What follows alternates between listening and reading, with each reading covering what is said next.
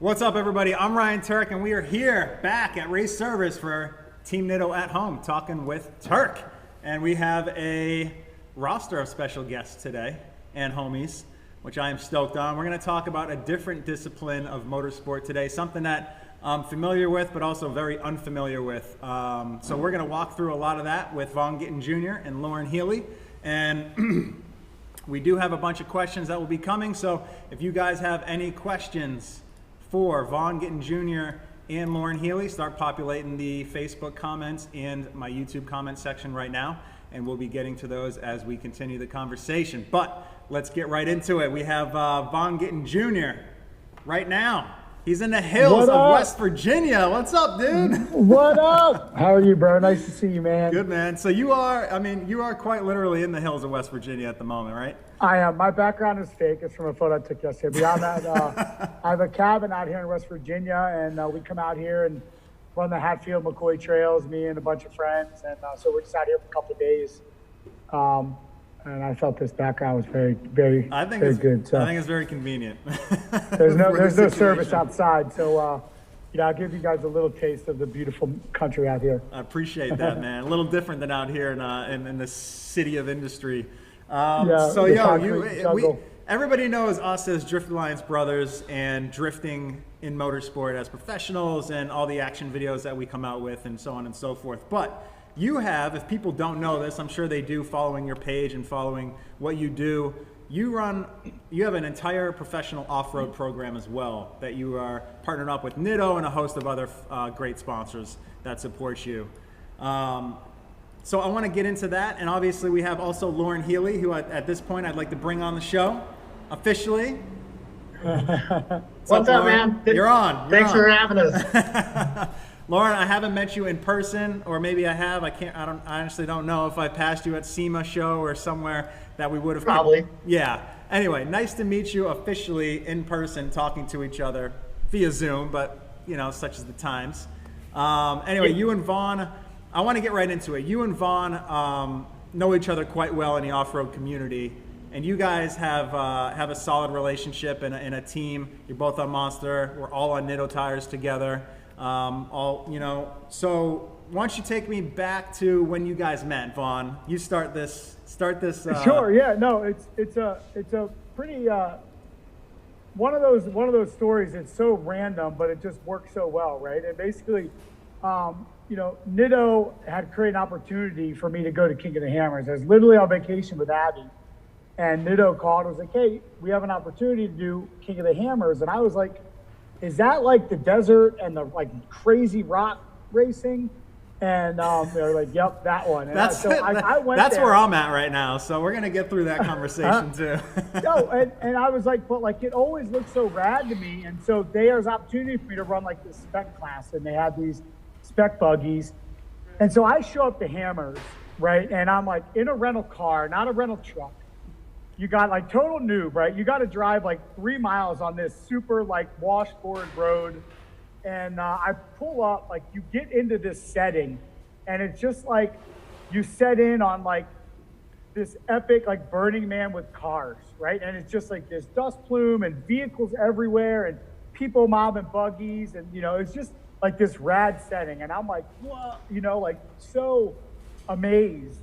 And long story short, I end up going to see the truck that I'm racing, and I'm checking it out, and Loren comes over, and we start chatting, and he's kind of showing me around the truck. And obviously Nitto had kind of arranged this connection for me to get acquainted. And so next thing you know, Loren and I are in the truck, and he takes me over to this waterfall, and he to this day is I haven't been back to it to this day now that I kind of know this stuff. But anyway, he pulls me up in this truck, and I'm looking at this wall, Tuerck, and it's like this, right? And I'm at the base of it, and I look over at Loren, and I'm like, what? Yeah, okay, we're here. He's like, yeah, go up that. And I'm like, yeah, whatever. This is the rookie move that you put everybody through. What are we really doing over here? He's like, nah, drive up that. So he's trying to put you on the roof real quick, right? That's exactly what I thought. And then he puts it in forward low because I didn't even know how to do that at the time.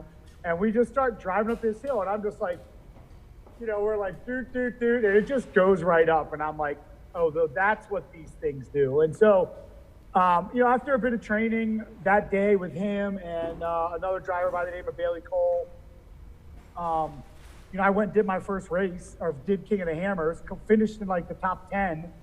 And your first time out.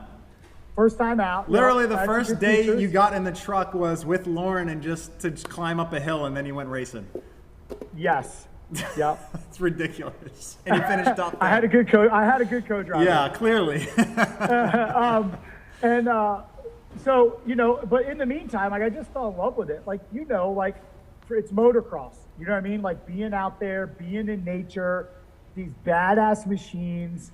And so, so that's how we all, got, Loren and I got connected then, and then I fell in love and built the truck, and he and I just were, constantly in the same circle, hanging out. We hit it off, and here we are. We've got, we started the Fun Haver Off-Road team 2 years ago, and it's been pretty rad, and we're doing a lot of really cool things with some great people. And, So how many? Yeah, you've been competing in Hammers and Ultra.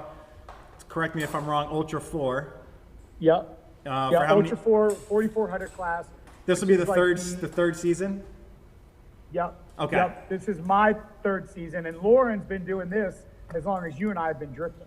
Like, he's like an OG in this space. He's been the winningest driver, and quite frankly, the reason why I've been able to get up to speed so quickly from not just a physical driving, but you know the deal. I mean, 15 years of technical experience in a motorsport. You know what I mean? And so it's been a great balance of how we're doing things. Yeah. So Loren, so you're in New Mexico.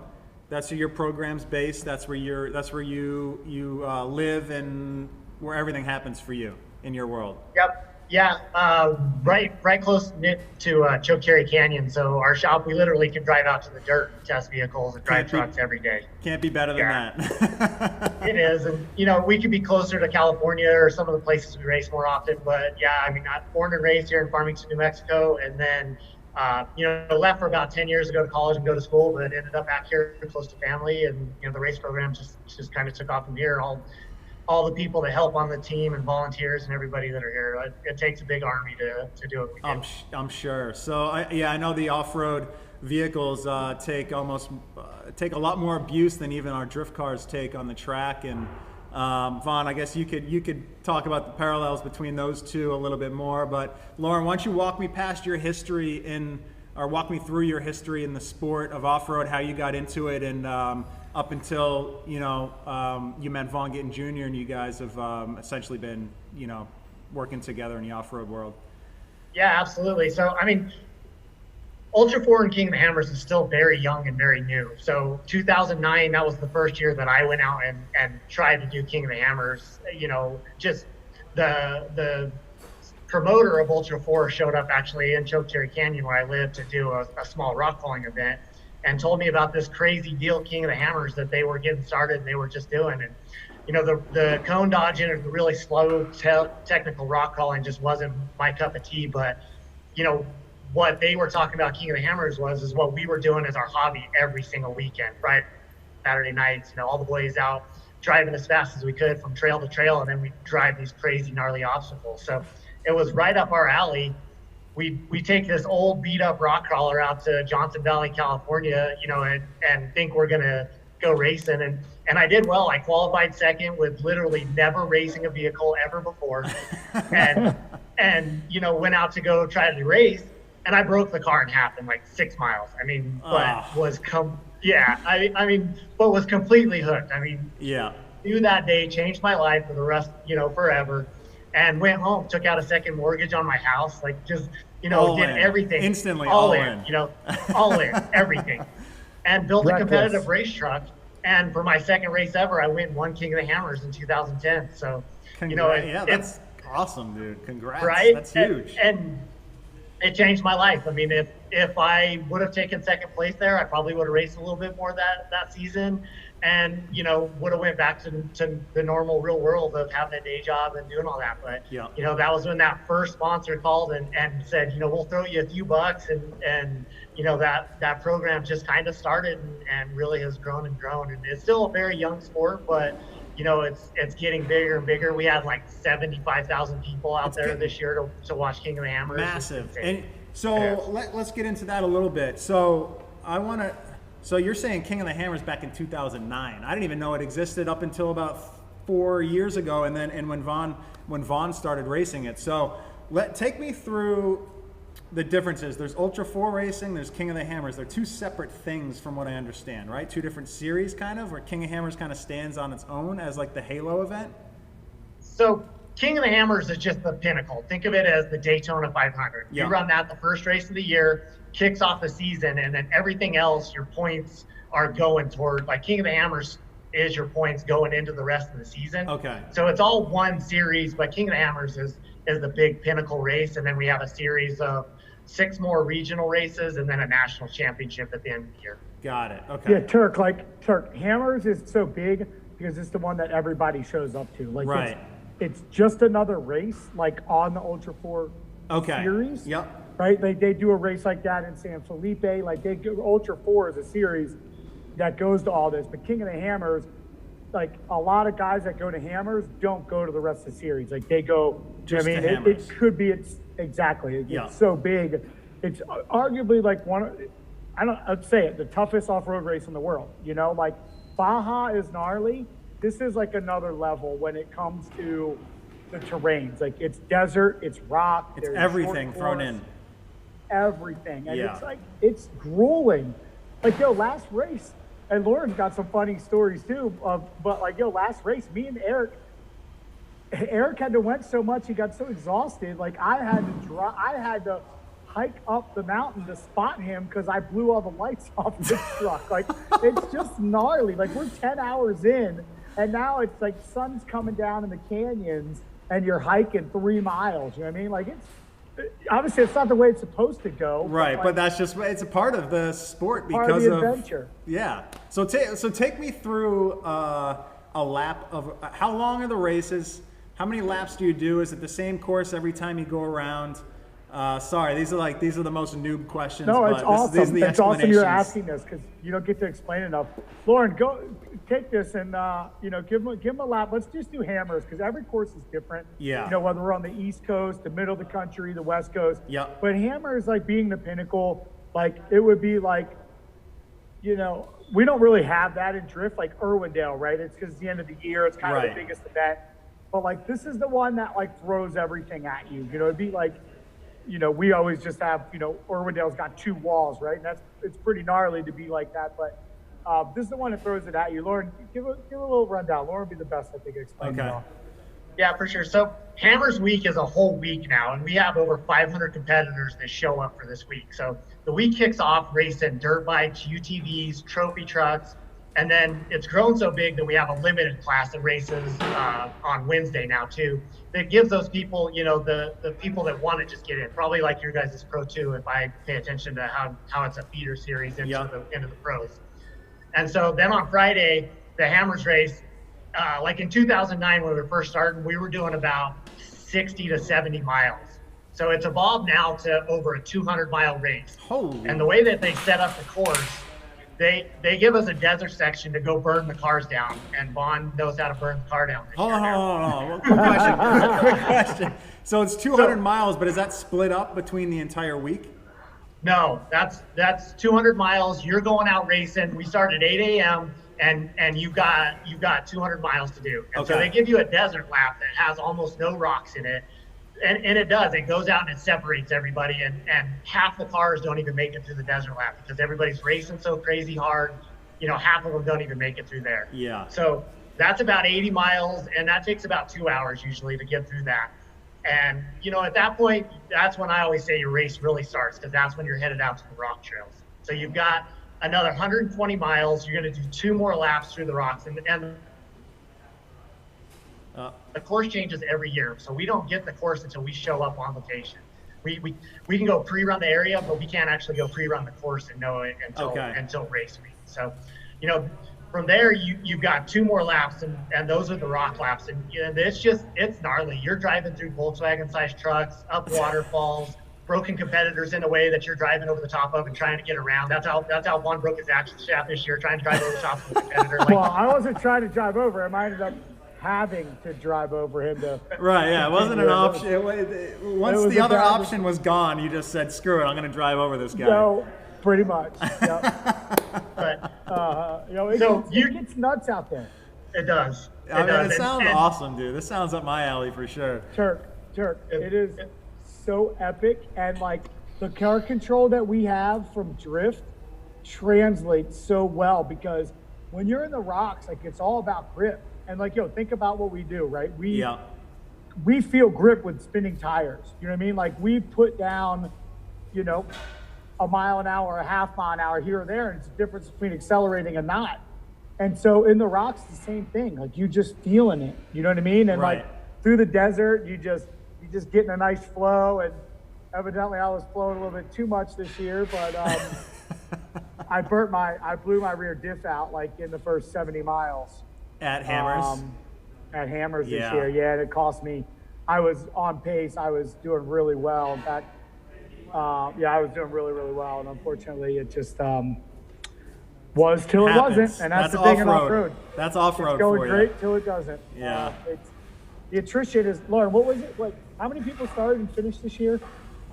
So this year, about 40 people finished out of about 110 that started. So usually the finish rate is 30 to 40%. Damn.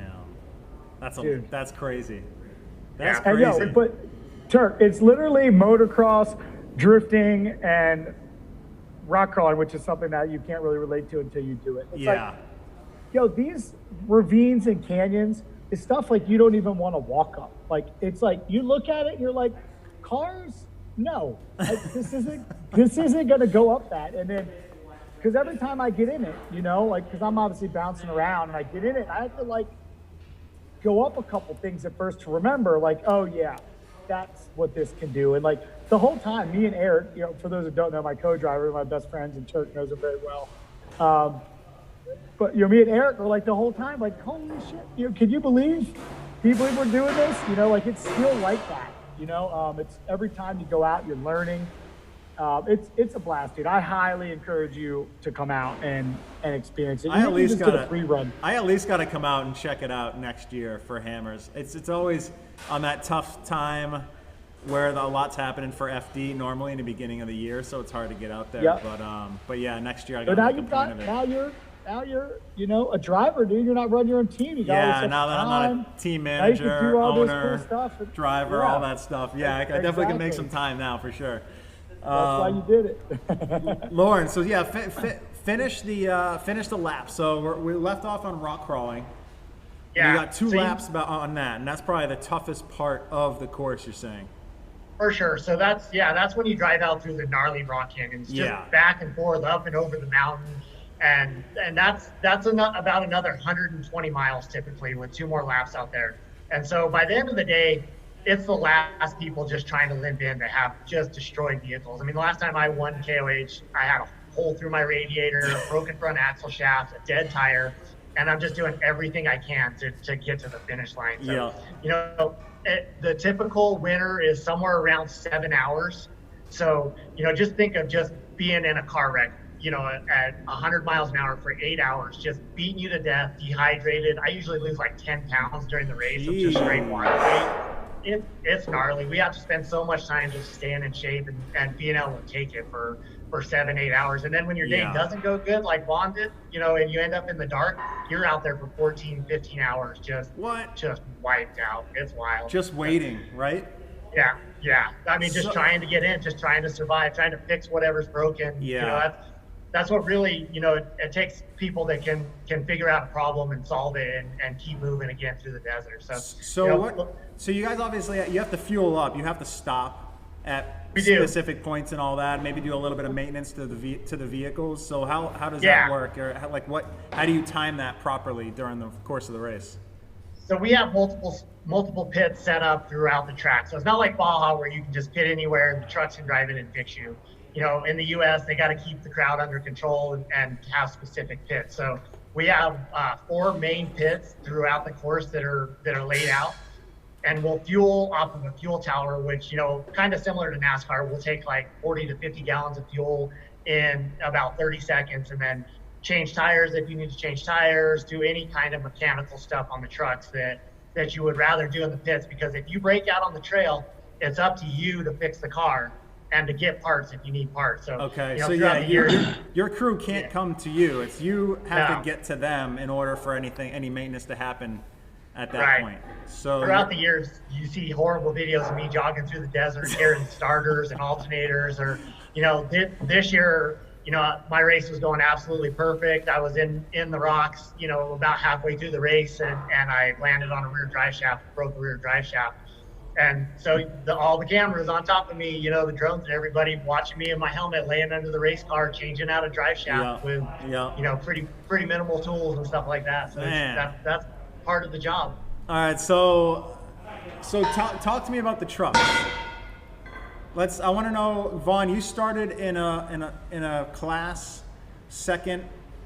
That was like the feeder series to what, the top level class, the 4400 class. So kind of walk me through the different classes, the specs, and the limitations on everything, or the rules. Yeah, sure. So so when I first went out, I was in a spec class. I raced what's called the 4800 class, which is the Legends class. And then I went up to a little bit more of a wild build, which was the 4500 class. So technically the 4500 class is a pro class, but the 4800 class is not. Okay. And I wasn't ready to just go to 4400, not just the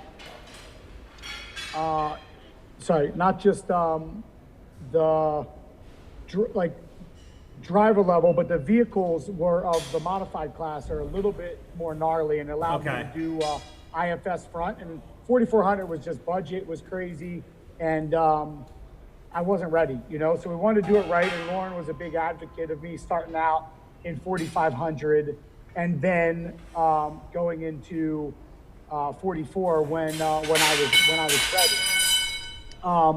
So we did so I went in 4500 class. I started doing really well in the class, and the first year I effectively got voted out of the class. Loren, what happened? My truck became illegal or something? Yeah, I mean, after it was fine until you went in there and whooped everybody's butt and won the championship, and then they decided that Vaughn's truck was illegal. Even though it met every rule in the rule book, they decided they needed to go change the rule book and change the rules so that... so they changed it on Vaughn so that he couldn't run the class anymore. Yes. Because what, you were kicking everybody's ass? Yes. Well, I guess there's a technicality to rules. So anyway, Ultra 4 was super cool about it. They weren't they didn't put me in a bad situation, and they worked through it. And so I jumped into 44 2 years ago, and last year through a team effort, Loren and I finished third overall. And I say Loren and I because he subbed for a race that I couldn't make because of Formula D. Okay. And then this year, obviously this year is kind of obviously where it is. Hammers didn't go as well, but it's been so fun to learn all of this, right? And obviously having Loren as a teammate, a mentor, I've been able to jump ahead so quickly to things that I would have had to learn just from trial and error. Again, you know how it goes. Right. Experience is the game, and so we partnered up, and now we're both running Classic Broncos, and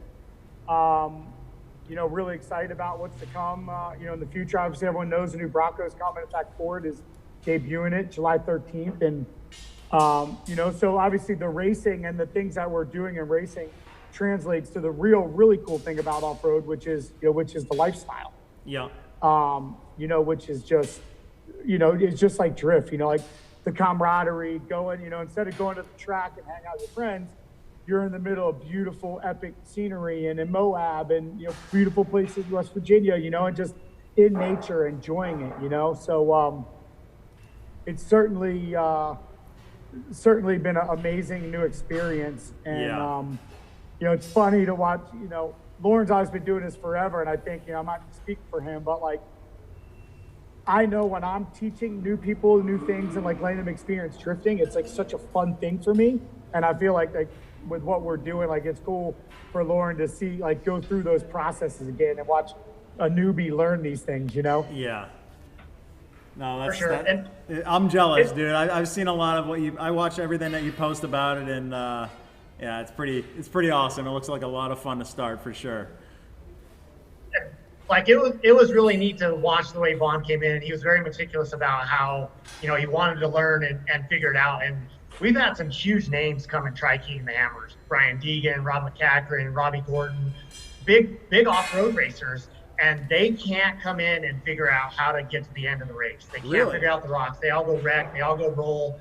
None of them can get to the finish line, and they definitely can't finish well. So, it's been really impressive. And I thought, I knew what drift was just from being, teammates on Nitto and stuff, and I knew what you guys did. But, there's a little bit of that stigma in the off-road world that, you guys do donuts in the parking lot, and it doesn't really take all that much skill, and my mind was absolutely blown. How good of a driver Vaughn was, where his skill level was at. And it really did transfer over into the off-road because, he came out, won a championship, it has finished King of the Hammers in the 4,400 class 2 years in a row, which a lot of people, they've been trying for 15 years and have never got to the finish line. So, it's been pretty amazing to watch. That's cool. And back to that drifting.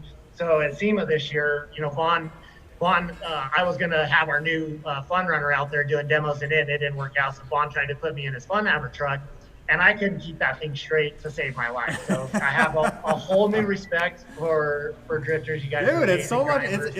It's got to be as much fun as what you guys are doing off road for sure. It's just obviously a different discipline.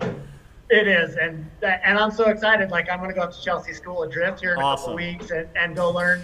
Not that I'm ever going to get to your guys' level, but I'm so excited. Hey, like, it just helps, and I know just adding another discipline under your belt of understanding how to control a vehicle that way is not going to do nothing but help your overall package as a driver, which I think is phenomenal. I think it's always good to expand your driving horizons and learn as much as you can. So that's really cool. All right, so break down the trucks for me. Let's see here. Shock travel, motors, horsepower, all that, tire size, wheel size, all that stuff. Go for it, Loren. So the cool thing about Ultra 4 and King of the Hammers being new, and it's unlimited. So there's almost no rules other than keeping you safe. That you have to wear a helmet, head, neck restraint, fire extinguishers, that kind of stuff. So there's a whole different array of crazy looking vehicles. The ones that we're racing right now, both running Ford power plants. Mine's a D3 motor running about 800 horsepower. Most of us are running automatic transmissions, so turbo 400s, the typical automatic transmission. We do want to play with some sequential stuff and get playing with that, but it's not surviving in our industry right now. Yep. And then we run a 2-speed transfer case. So whenever you get into the rocks, you have a high and a low gear. 120 plus miles an hour out across the desert, but then you've got to get into the rocks, slow down to a mile per hour, and crawl through all this stuff. So you got to be able to shift into low range, get anywhere from a 2 to a 5 to 1 gear reduction in the transfer case, and be able to crawl through the rocks. And so suspension travel is really important. There's a big battle between solid axle front suspension and IFS front suspension. And solid axle car just won for the first time in like 3 or 4 years this year. Wow. So now everybody thinks you got to go back to solid axle cars. The independent cars, it's so much faster and so much more controlled in the desert, and that's a huge advantage. But you're only running independent in the front. The rear is solid axle always. There's a maybe 3 or 4 independent all the way around cars. Okay. But kind of same thing. They don't really survive.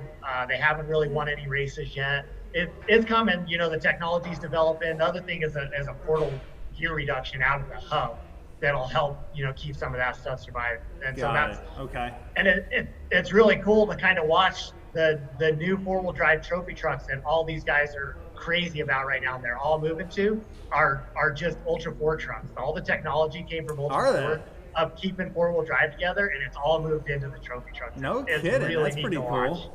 Yeah, that's pretty rad. Super cool. Front suspension wise, so our trucks turn anywhere from 35 to 40 degrees. and we're limited by CV angle since we have to, have to have front axle shaft in there. And we're anywhere from about 18 to 20 inches of suspension travel with a 40-inch tall tire. Okay. And so we have to. So is that spec'd? Are tires and tire sizes spec'd, suspension spec'd? It's not in the unlimited class, not in our class. Okay. You can run whatever tire size you want. You can run whatever suspension travel you want, shock size, whatever you want. I mean, it's very unlimited. Motor placement, you can be front engine, mid engine, rear engine, all that stuff. Superchargers, turbochargers. We just put nitrous on Vaughn's truck to help him keep up on the short course. Like, I know Vaughn got a taste of that nitrous a couple of years ago. He ain't stopping now, that's for sure. and he'll be one of the first ones doing it. So, that may be the new trend. I told him if he goes and whoops my butt the next race, we'll put nitrous on my truck too. Like, that's you gotta push the pass, Vaughn, or what? Yeah. Push the pass going up the hill? No, it's just always on. Okay. Until I run out. I mean, suspension travel somewhere around 20 inches in the front and anywhere from 20 to 30 inches in the rear. So very similar to what an off-road desert truck can do, but we have to keep the bodies higher and tighter and keep ground clearance, center of gravity, and all that stuff in mind as well. So what are the trucks? What do the trucks typically weigh in at that you guys are running? So my truck right now, and we change it up for different. Unless courses. you don't want to talk about that, you don't have to. No, absolutely. So we weigh in around 5,500 pounds for King of the Hammers, and that's spare tire, fluids, a winch, lights. That's all the stuff that you need to get through it. That's lighter than I thought, because the trophy trucks are more at like 8,000, 9,000 or something? Yeah, 6,000 to 7,000 on the trophy they are. Trucks. Okay. Yeah, okay. Yeah. And then we trim them down. We can slim them down a bunch whenever we go short course racing. So right now my truck's ready to head to a short course race, and I've got about 1,000 pounds off of it to go do a short course race. And I don't need all that extra stuff to do endurance stuff. Yeah. Right on. Right on. All right. Well, guys, that about sums it up for me. I have a whole new appreciation and picture for Ultra 4 racing that you guys are doing. Let's see if we got any comments going and answering some fans. Yeah, the Ultra 4 sounds crazy. Yeah, it does. What do we got to do to get you to go to get an Ultra 4 car, dude? Nitto, what's up? hook me up. I want to be Vaughn's teammate. I'm sure that can be arranged. We got to get a Toyota out there, though. What can we do about that? I can't help you with that. Just bring your Tundra, dude. Yeah, I'll bring my Tundra. What can we strap on that, baby? You're more than welcome to come hang. Yeah. I'll be coming to hang for sure. At the least. He's also a factory Polaris Razor driver, so he's got a sick Polaris. Like, that could be just a fun thing to do too. Definitely.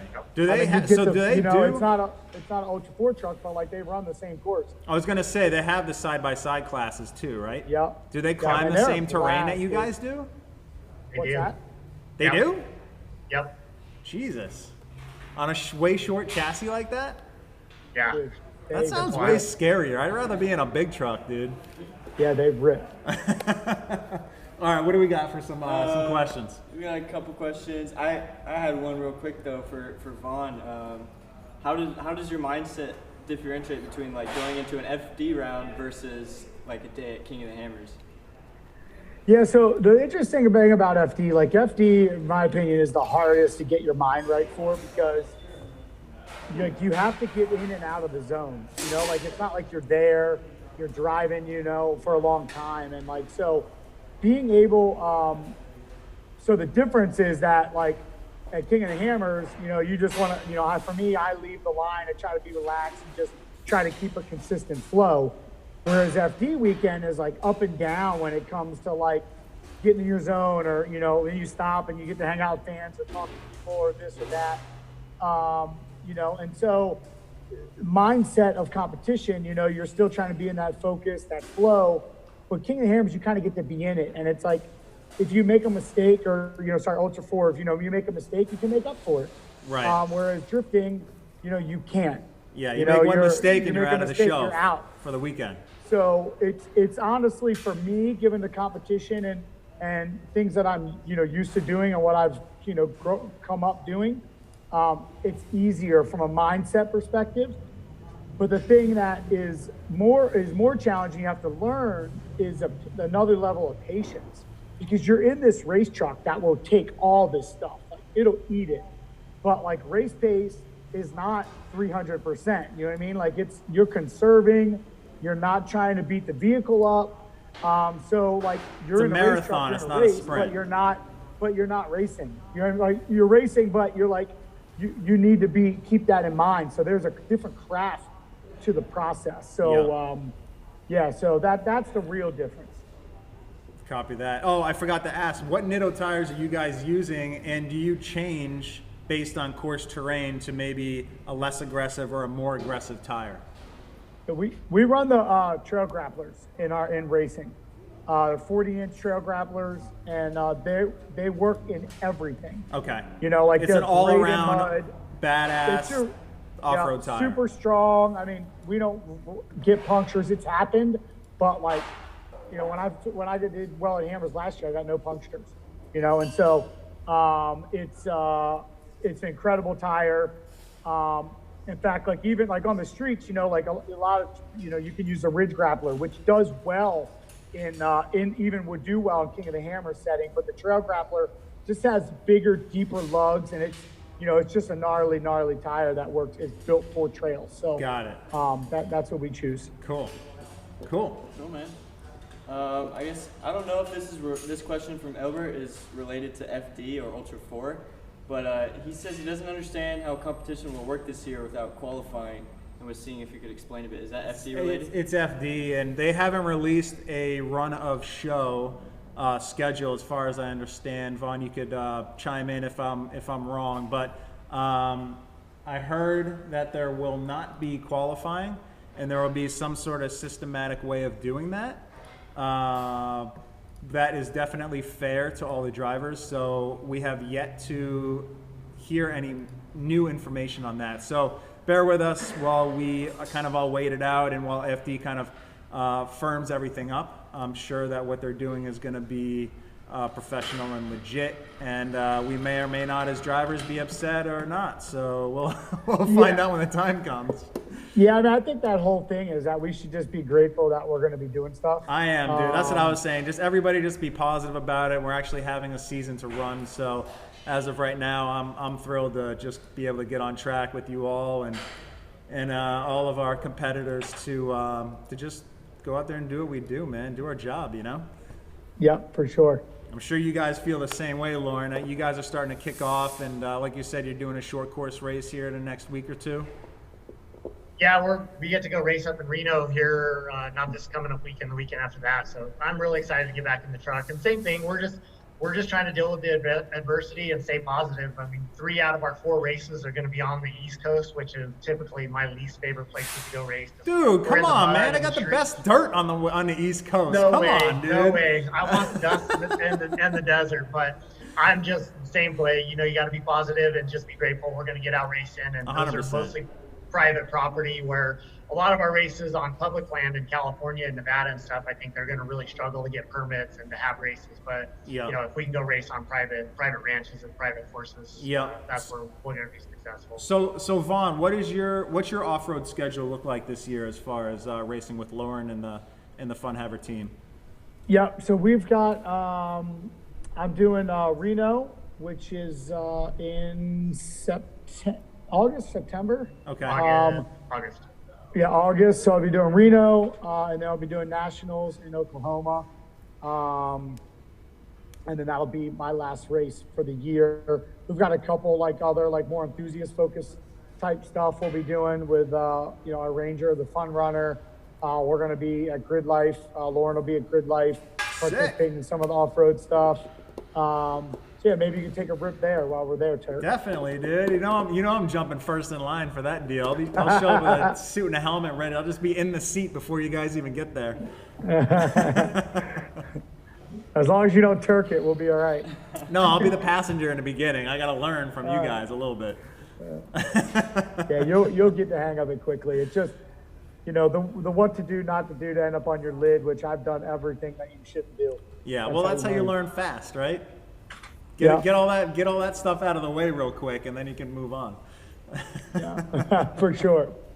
We did that with Chelsea and put him in the trophy truck outside of Vegas, and I'm trying to baby step him in to hit a jump at 30, 40 miles an hour, and Chelsea hits it at like 75 and completely clears the transition, flat lands the truck, parts good, like the front grill's flying all over the place. Why am I not surprised? I was just gonna say, are you surprised, Turk? I was like, that was not the way we're gonna just ease into it, Chelsea. And he did awesome. He killed it by the end of the day. We had so much fun with it. But yeah. I know how you drift guys are. Yeah, we like to have fun, man. Indeed. So what else we got? We're good. Dang, what time is it? Is time fly by? Are we done already? It does, yeah. It No, is. we're actually 10 minutes over. almost. Jeez. Well, you guys got anything to do, or you want to keep chatting? No, I'll let you guys go. I know, Vaughn, you're enjoying some free time, and Loren, I'm sure you're busy at the race shop. So I appreciate you guys tuning in. Been awesome catching up and getting an education on the off-road side of things, and makes me extra excited to maybe put some energy into trying to get out there and sort something out so I can, who knows, go wheel to wheel. You never know. You'd love it, man. We'd love to have you too. But either way, Loren, pleasure talking to you. Looking forward to seeing you at Grid Life. And Vaughn, enjoy your time. Thanks for tuning in, guys. I will, we're playing a video. Sorry, hold on, everybody. We're going to play a video real quick. Huh? Okay, I am going to say later to you guys, though. So later, Loren, later, Vaughn. We're about to play a video. Everybody stay around and watch this real quick. I'll see you guys soon, all right?